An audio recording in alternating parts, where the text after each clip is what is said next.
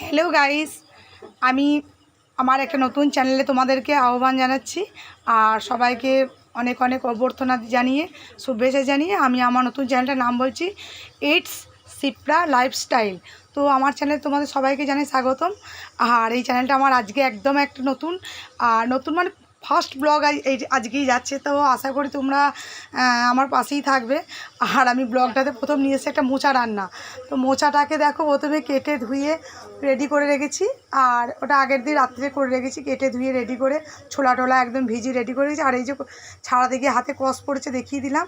তো মোচার মধ্যে একটা প্রচুর কষ, কারণ মোচাতে প্রচুর আয়রন। তো মোচা রান্নাটা সম্পূর্ণ নিরামিষ রান্না। আর একটু ভয়ে ভয়ে রান্নাটা করছিলাম, আমি খুব একটা রান্নায় পারদর্শী নই।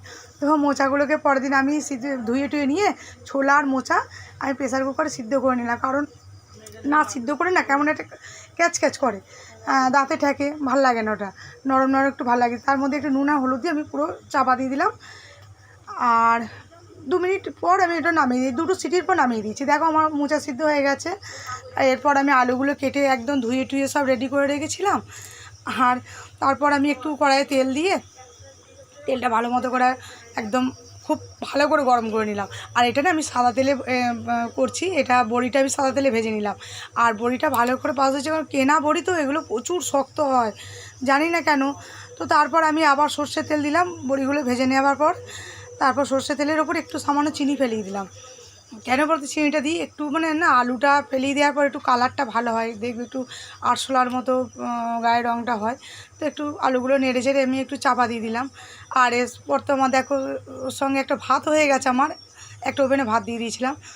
তো আলুগুলো মোটামুটি গায়ে একটু কালার চলে এসছে, একটু ভাজা ভাজা হয়ে গেছে। আর আলুগুলো না মানে আমি একটু ছোটো ছোটোই দিই যাতে ওর সিদ্ধ তাড়াতাড়ি হয়ে যায়, এটা তো কুকার দিইনি। তারপর আলুগুলোর উপরে আমি একটু মশলা দিয়ে দিলাম, আদা জিরে শুকনো লঙ্কা দিয়ে দিলাম, তারপর একটু হলুদ। তো আমি আলুগুলোর ওপরই দিলাম, কারণ অনেকটা তেল দেওয়াই ছিল।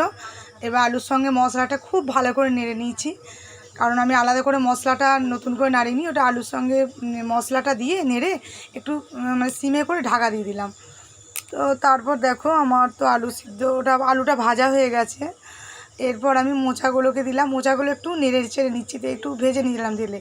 আর যখন রান্নাটা করছিলাম বাইরে প্রচুর বৃষ্টি, মানে মুষলধারে বৃষ্টি। আমার দেখো রান্না মানে সামনে যে জানালাটা দেখতেই পাচ্ছ, এত বৃষ্টি কি বলবো। হ্যাঁ, তো ওই বৃষ্টির মধ্যে ভালোই লাগছিলো একটা নিরামিষ পদ করতে। আর মোচা রান্না নিশ্চয়ই তোমাদের সবাইকারই ভালো লাগে, আর খেতেও ভালো লাগে, কিন্তু রান্নার খুব কষ্ট মোচা রান্না। তো মোচাটা নাড়াচাড়া আলুটা দিয়ে দিলাম।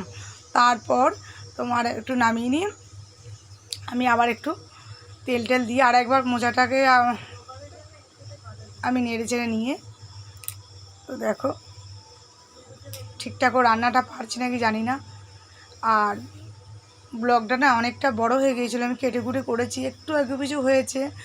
তো মোচার সঙ্গে আবার মশলা আলু সব কিছু নেড়ে চেড়ে নিয়ে একটু নুন দিয়ে খুব ভালো করে নাড়লাম, নেড়ে একটু তোমার একটু ঢাকা চাপা দিয়ে দেবো, একটু চিনি দিলাম। চিনিটা না দিলে একটু মিষ্টি মিষ্টি বেশ ভালো লাগে না। আর মোচা রান্না না প্রচুর টাইম লাগে, আমার তো মানে অধৈর্য হয়ে যায় মোচা রান্না করতে গিয়ে। আর এই যে বড়িটা আমি ঢেলে দিলাম, কারণ কেনা বড়ি সিদ্ধ হতেই চায় না, যার জন্য আমি একটুখানি না বড়িটাকে একটু ফুটিয়ে নিই, জানে না সে শক্ত হয়ে থাকে। তো মোটামুটি বড়ি টড়ি দিয়ে সব কিছু দিয়ে একটু নেড়ে ছেড়ে নিলাম, হালকা করে জল দিলাম, দিয়ে আমি চাপা দিয়ে একটু কমিয়ে দিলাম। মোটামুটি সব কিছু দিয়ে আমার রেডি হয়ে গেছে। এবার নামানোর সময় মোটামুটি আমার সিদ্ধ হয়ে যাওয়ার পর ওটা নামানোর সময় একটুখানি গরম মশলা, যেটা আমাদের সানরাইজের ব্যবহার করি আমরা, গরম মশলা ছিটিয়ে দিলাম, তার সঙ্গে একটু ঘি দিয়ে দিলাম। আর মোটামুটি আমার মোচা রান্না রেডি। দেখো একদম নেড়ে চেড়ে নিয়ে তোমার ঢাকা চাপা দিয়ে দিলাম, প্রায় মোচা আমার রান্না রেডি হয়ে গেছে। আর ঘি আর গরম মশলা দেওয়ার পর চাপা দিয়ে দেওয়াই ভালো, কারণ না দিলে ওটা বেশ গন্ধটা বেরিয়ে চলে যায়। তো আজকে নতুন ভিডিও বা ব্লগটা কেমন লাগলো তোমরা বলো, সঙ্গে থেকো, পাশে থেকো। আজকের মতো বাই।